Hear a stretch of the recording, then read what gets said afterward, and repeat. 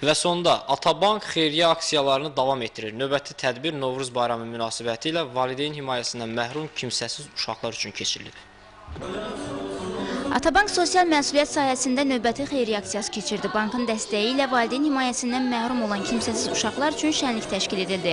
Novruz bayramı münasibəti ilə keçirilən tədbirdə 300-dən çox uşağa bayram sevinci bəxş edildi.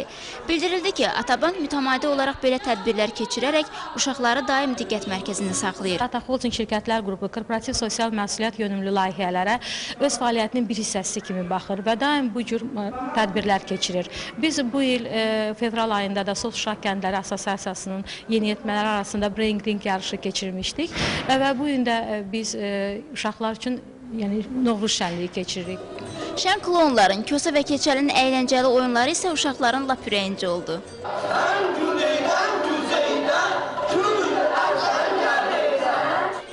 Qeyd edək ki, Atabankın 2012-2014-cü illər üçün strategiyasında da bir sıra sosial yönümlü layihə nəzərdə tutulub.